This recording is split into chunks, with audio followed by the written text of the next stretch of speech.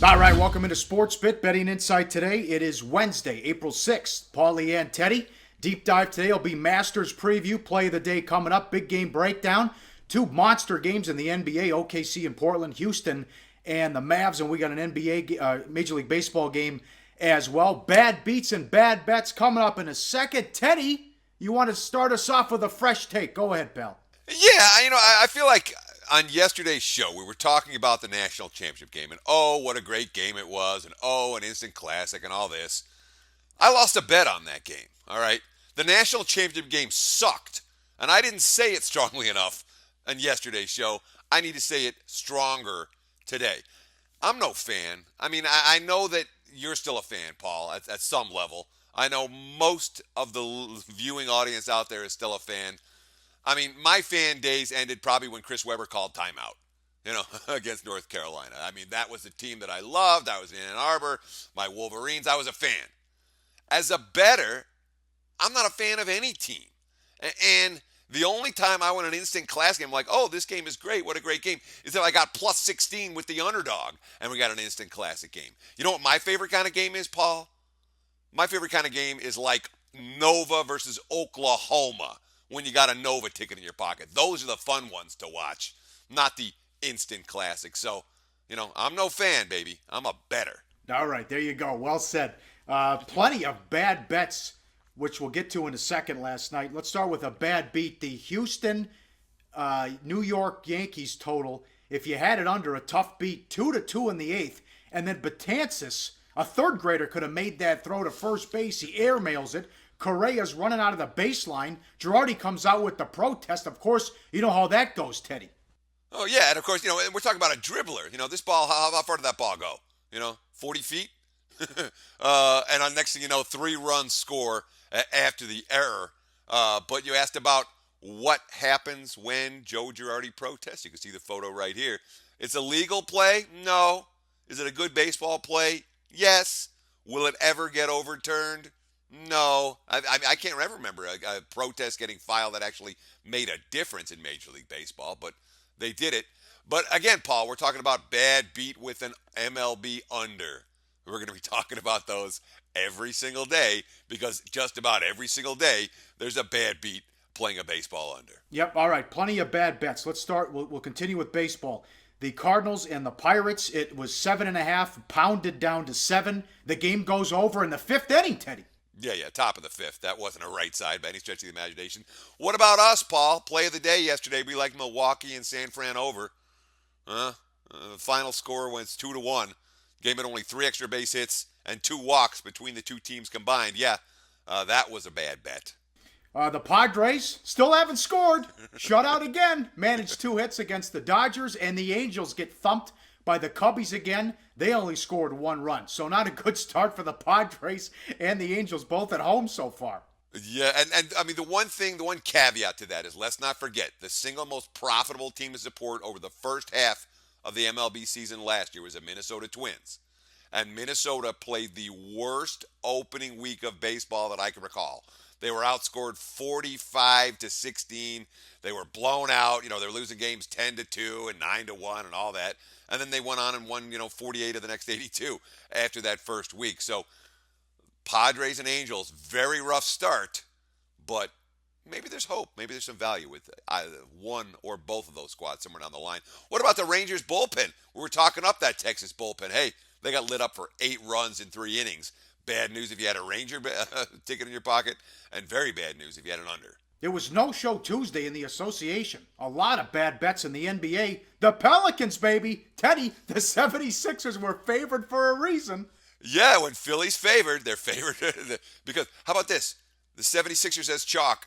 4-0 straight up, 4-0 against the spread. There's your trend to ride. Who were the 4 teams they beat? Well, they beat the Pelicans last night. And they have wins over the Lakers, Suns, and Nets, all as home favorites. And now Philadelphia will not have the worst record in NBA history. Of course, that's the Sixers' own record from 1972-73 after last night's win. They were fired up for that one. Other bad bets. The Lakers with a total no-show against the Clippers. They go back at it again tonight with the home and home. Golden State, that team is tired. They're running out of gas. That was heavy money came in on Minnesota in that one. That was the correct play. And I'll tie these two in together. The Pistons get blown out in Miami. Now you know, because the Bulls are only a couple games behind Detroit for that final playoff spot. You know someone is going to be watching the scoreboard, either a coach or players on the bench. They know Detroit's getting their ass kicked, and they still lose to Memphis as Memphis snaps their 6-game losing streak. That was a pathetic effort by the Bulls. And now, Detroit has the tiebreaker over the Bulls. That'll just about do it for Chicago. Yeah, I mean, that Memphis 6-game skid, by the way, included losses to the Lakers, the Nuggets, and the Magic, 2 of them coming at home. Memphis, we talked about it on yesterday's show, with 28 different players seeing the floor this year. To see the Bulls blown out by that team, not really a good thing whatsoever for Chicago fans, backers, bettors, whatever you want to call it. I don't think the Bulls really like each other very much this year. Certainly not by this time of the season. But you want to know what a different kind of frustration feels like? Look at this photo of Giannis Antetokounmpo. I can't do his name, and I've been trying. Call him the Greek freak. I know, but I watch him all the time. Antetokounmpo. I can't do it. The Greek freak. 5 triples-doubles since the All-Star break. He had 22 points, 14 rebounds, 8 assists versus Cleveland. And he spent most of the fourth quarter passing to teammates to get wide open teammates to get the final 2 assists for a triple-double. They couldn't make a shot. Really rough night for the Bucks last night. And it's got to be particularly frustrating if you're 2 assists away from a triple-double and you're setting up your teammates over and over again and no one can hit the shot to give you credit for that assist. Well, he wanted it in the worst way. I was watching the finish of that game. I mean, it was painful to watch as they got run out at home, and that was an embarrassment all the way around. Oh, man. Up next, big game breakdown. We'll start in the association, the monster game on ESPN with the Rockets and the Mavs. Masters preview with Brian Blessing, and he's giving out a long shot, baby. He cashed with this guy last year. We'll get to that play of the day. All that straight ahead on SportsBIT. Betting insight today. All right, time for a big game breakdown. Let's start with the Rockets and the Mavs. Houston on the road, lane 2. 207.5 the total. You look at the playoff picture in the West. The Mavs are the 7 seed, 39-38. Utah's the 8 seed, they're 39-39. And Houston on the outside looking in, 38-39. So both teams with 2 days off ahead of this big matchup. Now, listen, the 7 and the 8 seed just gets the right to play San Antonio and Golden State and probably get swept. But Harden's up to the challenge. He had 41 points and 9 assists in the win at home against OKC. And if you look at this graphic, the last 7 games he's gone against Westbrook twice, Lowry, and Kyrie Irving. 208 points, 72 assists, 49 rebounds, and 18 steals. And as you all know, Teddy, the road to the playoffs goes through J.J. Barea. Yeah, it sure does. J.J. Barea, the player of the week in the Western Conference. But let's hold off on him for just a minute. I'm going to talk about James Harden right here because we've ripped him a lot on this show. But Harden has been the one guy for Houston who really has acted and played like he wants to be in the postseason. There are a lot of Rockets that don't. And look at this line. Houston is road favorites in Dallas. Is it a lot of respect for the Rockets? Too little respect for the Mavericks? I'm definitely surprised by this number. My number came much closer to pick'em.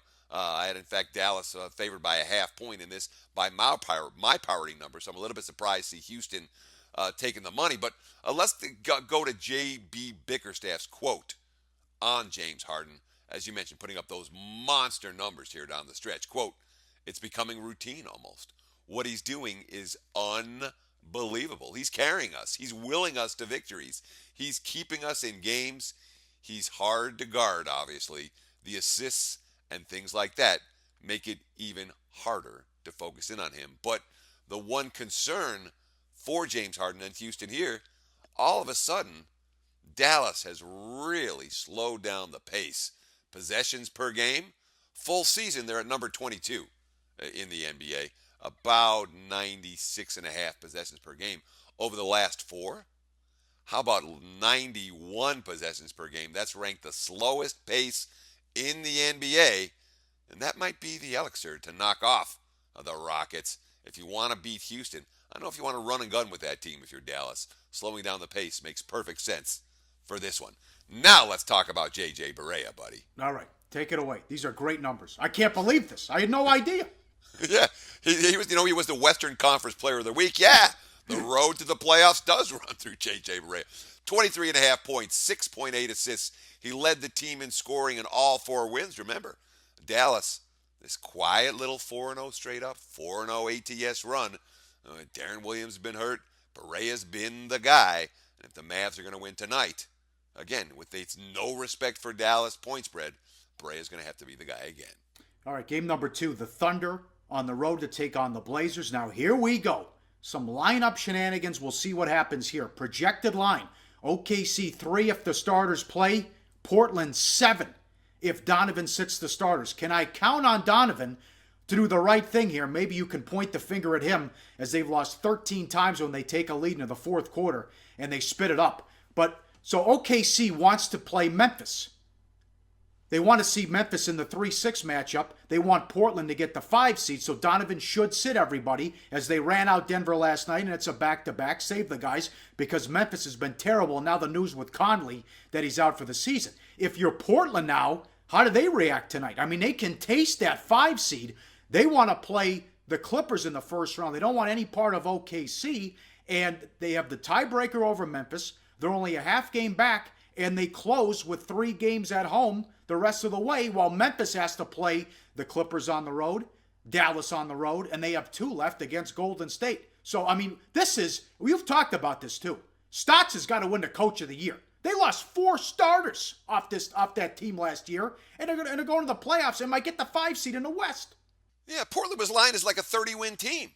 You know, they were projected to have the single biggest drop-off between last year and this year, and they were supposed to. Again, they lost 4 starters. LaMarcus Aldridge gets a max contract or close to it in San Antonio. You know, they weren't second-tier guys that they lost. And yet, Stotts, from day one, and of course, you know, C.J. McCollum has been huge for them, obviously, but a front court filled with no-names. All they do is play defense and rebound. They get the majority of their scoring from Lillard and McCollum in the backcourt. They've been dynamite. And they have, again, we say this, I don't know if we say it a lot, seeding generally is not a motivator for the NBA. Seeding is something for guys like us to talk about. But for Portland, I've seen a couple of quotes this past week from Lillard, from some of the veterans on that team, saying, hey, you know what? Earning the 5 seed is meaningful for us. Number one, because they'll get to play the opponent that they want to in the playoffs. I think it's a much better matchup for them against the Clips than it is against the Thunder. And for 2, that's, I mean, heck of an accomplishment. It really is. Of course, you know, meanwhile, the Thunder, they'd much rather play the crippled Grizzlies. You know, the Grizzlies had lost 6 straight.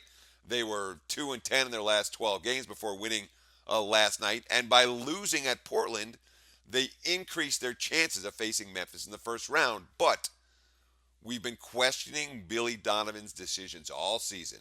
And I don't know if we can trust him to get this one right. Paul, what should Billy Donovan be writing on that clipboard? He should write down, get some rest, lose the game, face Memphis. Yeah, exactly. 1, lose the game. Yes. 2, take Thursday and Friday off. Yes. 3, sweep the Grizzlies in the first round. Yeah, right. And of course, what's Portland's reaction going to be if Donovan holds out his key players? Something like this photo. Nothing but smiles for the Blazers in this one. But again, it is one of these situations where the line could be OKC -3. It could be Portland as high as -7. These That's are projected numbers. Yeah. We're just going to have to see how Donovan plays it. And we should get an announcement fairly early in the day on this one. Not one of these games where the markets are likely to be going nuts in the last hour before tip-off. Yeah, that is nuts. One more thing to watch and pay attention to. Magic Johnson, 18 triple-doubles in the 1981-82 season. That's the most in the last 40 seasons. Westbrook, one behind him, with 17. See if he can pass Magic the rest of the way. One more big game breakdown. Major League Baseball. The Tigers on the road to take on the Marlins. Sanchez against Fernandez. The Marlins $1.55, 7 the total. Run line plus $1.45 on the Marlins. And here's Fernandez. He's the first pitcher in the modern era to win his first 17 decisions at home, 17-0 in 26 home starts in his 3-year career. But what the hell here? Why didn't he pitch on opening day? At home, the Marlins say they have a plan, Teddy. Extra rest, this will help him out. What do you think? What's the better answer? Yeah. We have the cheapest owner in the sport, Jeffrey Loria. And look, I cannot defend this guy. All right, they mapped out the schedule. They think half of his starts are going to come with an extra day's rest through the number 2 slot instead of the number 1 slot. Let's be real, okay? Loria's like, we can get a big crowd for the opener anyway. And now, if we put our ace in the second game, maybe we can draw some fans for this one too, because last year, the Marlins drew, about 36,969 in the opener, and then just 17,000 in game 2. Maybe this is one coming from upstairs with an owner we don't like, we don't trust, and who has been making moves like this plenty of times throughout the course of his ownership career. And of course, we've got a great quote from Fernandez. Of course, everybody wants to pitch opening day. I was talking to AJ Ramos and I said, you'd really like to start and you're a closer. It's an amazing day. It's where everything starts. But I think the decision was made for the team's best interest, and I'm all on board with that. That's pretty much it. What do you say, Paul? Well, we threw 4 strong innings here against the Yankees on Friday, 41 of the 50 pitches going for strikes. Well, I know Osmus is on the hot seat, and he just has to look up at the sky and pray when that bullpen gets involved. Well, that's going to be a problem the whole season. Oh, yeah. I mean, the Tigers, again, last night, they eventually pulled it out. But Osmus is clearly resigned to some of the bullpen issues, something that Rob Vino talked about on yesterday's show. Gee, Tigers bullpen meltdown, what happened? Tigers went over the total. They still won the game. Detroit over. We're going to see plenty of Tigers games go over the total late this season. Maybe we'll see one here. Rob Vino Part 2 tomorrow with the bullpens coming up on SportsBIT. Up next, we talk Masters. Masters preview with Brian Blessing. We'll run through the favorites, and we'll get to a long shot that he's going to give out. It's his pick to win, juicy value, and the play of the day. All that coming up on SportsBIT. Betting Insight today.